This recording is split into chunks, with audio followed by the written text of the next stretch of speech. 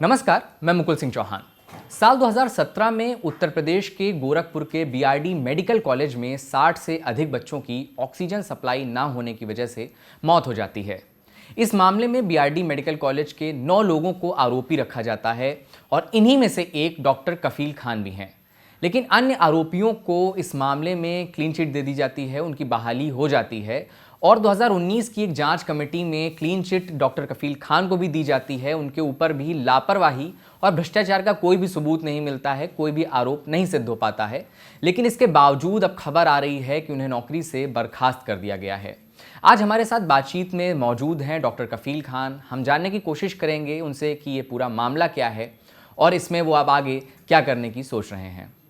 Doctor कफील, पिछले 4 सालों में 2 बार आपको सस्पेंड किया जाता है और फिर 2 बार आपको जेल भी भेजा जाता है और फिर अचानक से अभी ये खबर आती है कि आपको बर्खास्त कर दिया गया है, जबकि 2019 में आपको क्लीन चिट, जिन आरोपों में आपको बर्खास्त किया जा रहा है उसमें क्लीन चिट आपको दी जा चुकी है। तो एक बार हमारे दर्शकों को आप ये पूरा मामला संक्षिप्त में बताएं और ये भी बताएं कि अभी फिलहाल मामले में क्या हुआ है। दोस्त देखिए, पूरा मामला समझने के लिए थोड़े से पेपर दिखाऊंगा, बहुत नहीं, क्योंकि सारी कहानी पूरी दुनिया जानती है। जी ये मेरा अपॉइंटमेंट ऑर्डर है। 8 अगस्त 2016 को मैंने बीआरडी मेडिकल कॉलेज में एज अ लेक्चरर, यानी कि समझ लीजिए कि सबसे जूनियर मोस्ट कंसल्टेंट ज्वाइन किया था 8 अगस्त 2016 को। मतलब 1 साल पहले जब ये घटना हुई है, 10 अगस्त 2017 को ये घटना हुई है। दूसरा ये आपको दिखाना चाहूंगा कि ना सिर्फ बच्चे मरे थे, पूरे लिक्विड ऑक्सीजन की सप्लाई बाधित हो गई थी। आप ये देखोगे, ये टैंक है और आपको पता होगा पूरा लिक्विड ऑक्सीजन जो है पूरे मेडिकल कॉलेज में सप्लाई करता था। तो उस रात जो है ना सिर्फ बच्चे मरे थे, 18 एडल्ट भी मरे थे। तो 2 बातें आपको बताई कि मैंने सबसे जूनियर था, तो जो मीडिया ने बताया कि मैं वाइस प्रिंसिपल था, सुपरिटेंडेंट था, हेड ऑफ द डिपार्टमेंट था, वो सारी बातें हो ही नहीं सकती, क्योंकि मैंने 1 साल पहले ही ज्वाइन किया था। दूसरा कि जो ये अभी तक ये हल्ला होता है कि 63 बच्चे मरे, 63 बच्चे मरे, आपको ये समझना होगा कि जब कॉलोनी के टैंक की सप्लाई, मतलब टैंक में ही पानी नहीं तो पूरी कॉलोनी में पानी नहीं आएगा, कि ऐसे पर्टिकुलर फ्लैट में सिर्फ पानी नहीं आएगा कि फ्लैट नंबर इतने में पानी नहीं आ रहा, बाकी फ्लैट में पानी आ रहा है। तो it was a crisis which engulf the whole hospital, whole medical college. 950 bed का हॉस्पिटल है, 168 डॉक्टर है, 3000 से ज्यादा कर्मचारी हैं। अब आप ये सोचिएगा, 168 डॉक्टर है, 3000 से ज्यादा कर्मचारी हैं, फिर भी दोषी डॉक्टर कफील खान है।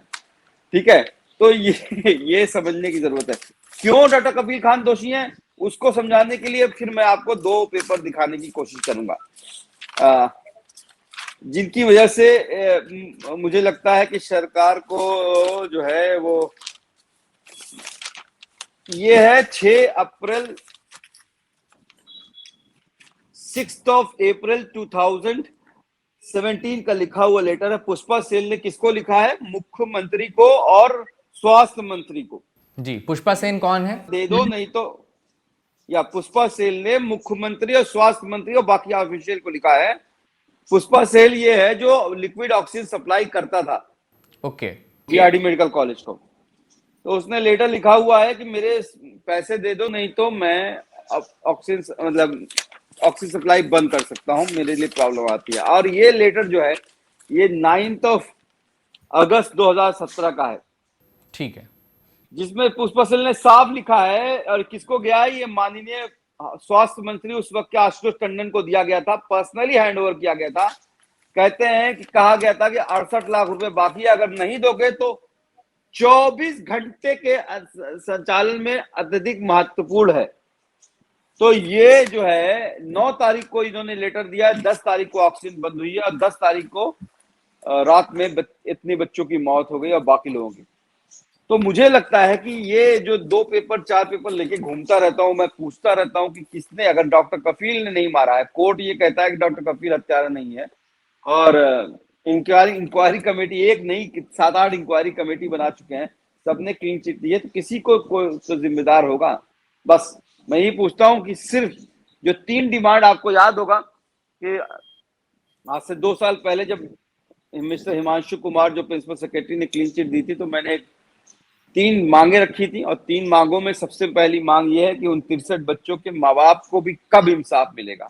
उनको, सरकार को ये मानना चाहिए कि उन्होंने हाउसिंग ऑक्सीजन की कमी थी, सरकार को ये मानना होगा कि उनकी गलती थी, सरकार को ये कुछ कंपनसेशन उनको देना होगा। दूसरी डिमांड मेरी है कि मेरी मेरी नौकरी मुझे इज्जत के साथ मुझे वापस करो।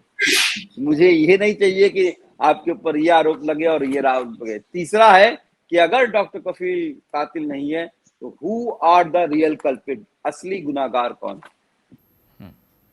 लेकिन डॉक्टर कफील, अभी आप तो ये मांग रख रहे थे कि आपको नौकरी पर रखा जाए, लेकिन अभी तो खबर आ रही है कि आपको बर्खास्त कर दिया गया है। क्या है ये क्या मामला है?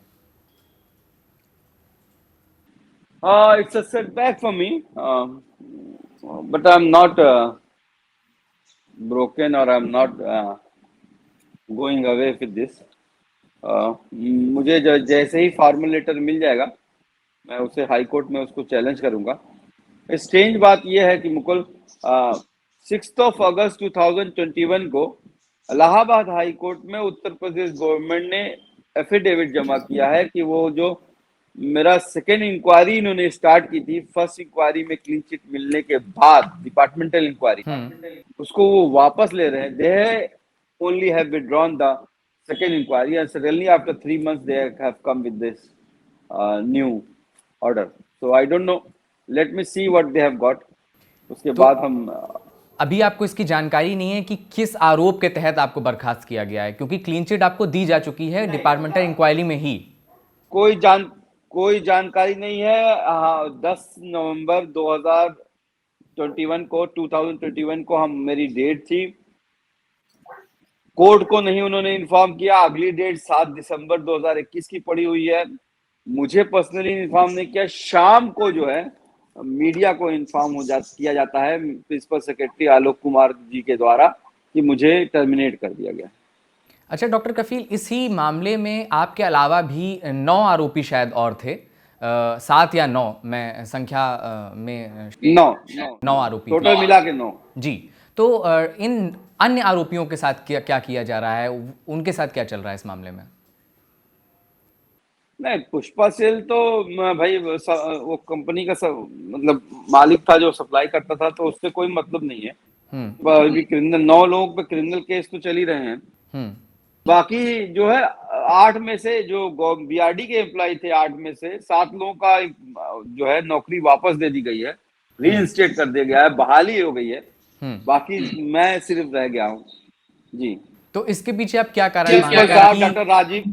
प्रिंसिपल साहब डॉक्टर राजीव मिश्रा जो उस वक्त प्रिंसिपल थे जब ट्रेजेडी हुई थी, उनको भी रीइंस्टेट कर दिया गया है। डॉक्टर सतीश कुमार को जो ऑक्सीजन के इंचार्ज थे उस वक्त के, उनको भी रीइंस्टेट कर दिया गया है। तो इस तरीके से जब जायसवाल सभी आरोपियों को लगभग फिर से बहाल कर दिया गया है, तो उसमें आपकी जब क्लीन चिट मिल चुकी है, आपके ऊपर जो किसी तरीके के कोई आरोप नहीं साबित हो पाए, उसके कोई सबूत नहीं मिले, उसके बाद जब सबकी बहाली हो गई, तो आपकी बर्खास्तगी की जाना किस हिसाब से देखा जाना चाहिए, क्या लगता है आपको? नहीं, मेरे लॉयर ये कह रहे हैं कि चूंकि सर्विस रूल की बुक्स होती है और मैं उत्तर प्रदेश पब्लिक कमीशन के द्वारा नियुक्त किया गया हूं, तो उसके स्टेप्स होते हैं कि किस तरह से आप पे अगर कोई नेग्लिजेंस या अपराध लगता है, चार्जेस लगते हैं, तो उसको कैसे इंक्वायरी होती है, उसके स्टेप्स। और इन्होंने कोई भी स्टेप्स 1 2 3 4 5 6 7 8 9 10 में से कोई भी स्टेप नहीं फॉलो किया है। 1 स्टेप जो चार्ज लगाया और 10 सीधे 10वें स्टेप पे चले गए हैं, तो ये गलत है। और हम कोर्ट में जाएंगे तो उसको जो है वो मुझे राहत मिल जाएगी। पर बात यही है कि अभी 4 साल की लीगल लड़ाई लड़ ही रहे हैं और फिर अगले 4 साल के लिए तैयार होना पड़ेगा। कितनी लंबी ये लड़ाई खिंचती है, कितना कोर्ट का लीगल वो होता है, पता नहीं है। तो it's another long legal battle.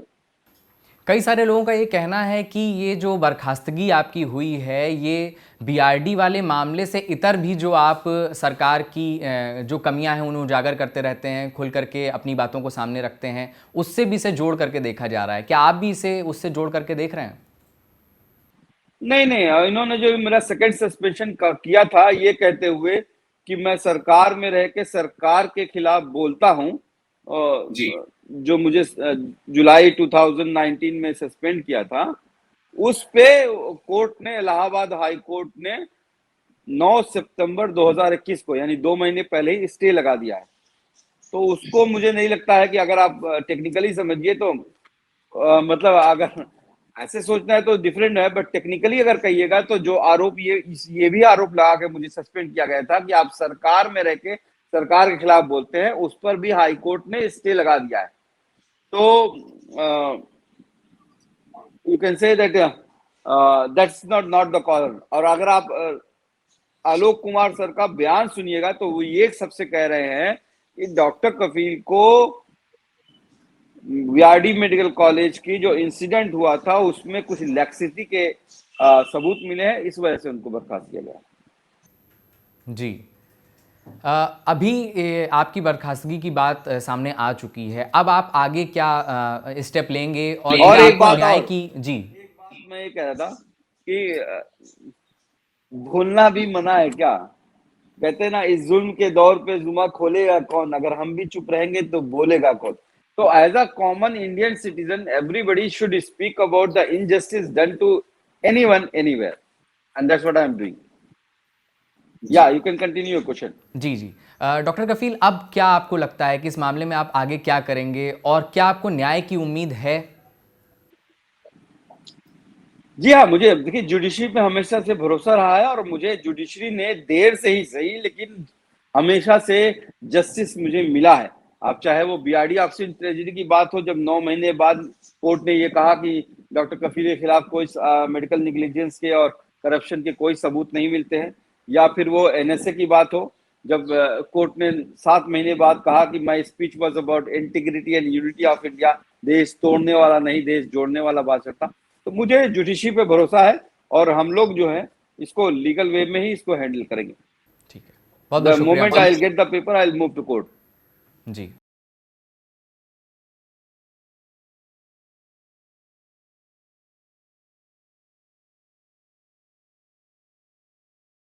The wire के और वीडियोस देखने के लिए सब्सक्राइब करें और बेल आइकन पर क्लिक करें। स्वतंत्र पत्रकारिता की आर्थिक मदद करने के लिए डिस्क्रिप्शन में दिए गए लिंक पर जाएं और अपनी राशि चुनें।